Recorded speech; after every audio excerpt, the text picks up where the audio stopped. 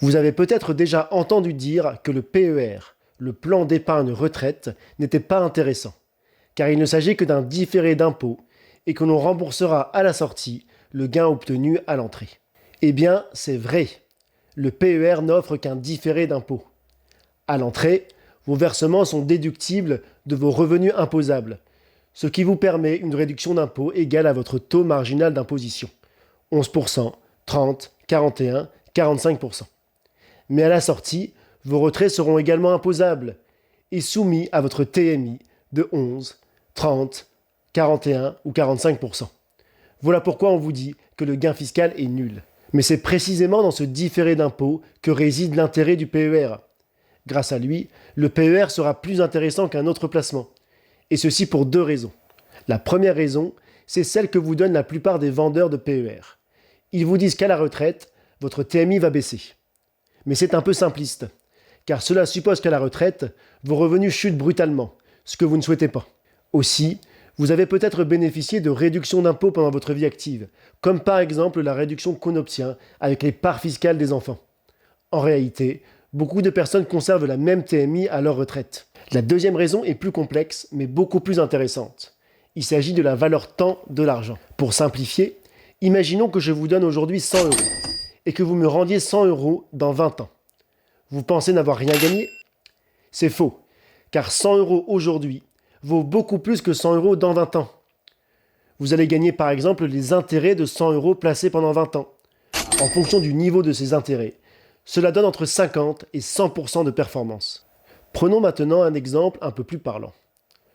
Prenons le cas d'une personne qui touche chaque mois un salaire de 4 000 euros, paye 500 euros d'impôts et dépense 3 250 euros par mois. Il lui reste donc 250 euros par mois pour investir. Elle peut choisir d'investir ces 250 euros sur un placement non défiscalisant. Admettons que son placement lui rapporte 5% net par an. Elle aura donc 105 000 euros dans 20 ans. Mais elle peut choisir d'investir ces 250 euros sur le PER.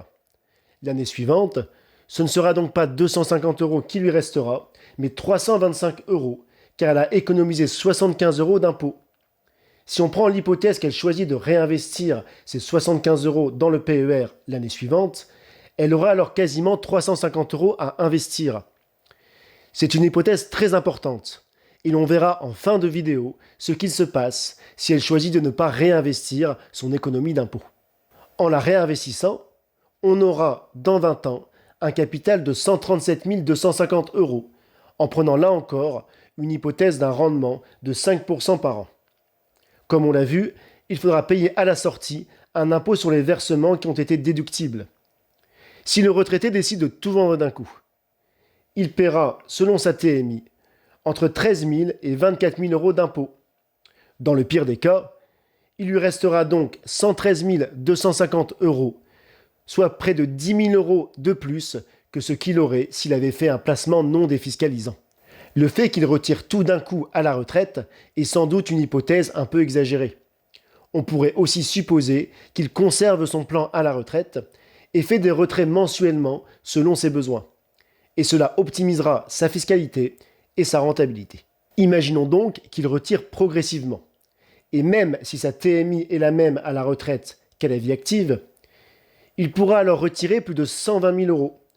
Le PER rapporte donc plus de 15 000 euros de plus qu'un placement non défiscalisant et plus de 25 000 euros si sa TMI baisse à la retraite. Pour pouvoir rivaliser avec le PER, un placement non défiscalisant doit donc rapporter, après frais et impôts, 2 à 3 points annuels de plus.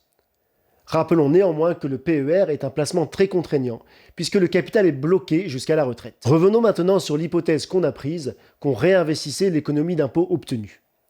Que se passe-t-il si on prend l'hypothèse inverse, que vous dépensiez cet argent dans quelque chose qui vous fait plaisir? 75 euros par mois, c'est par exemple un bon resto à deux, un abonnement à une salle de sport, une carte signée avec 10 entrées, ou encore la location d'un scooter électrique.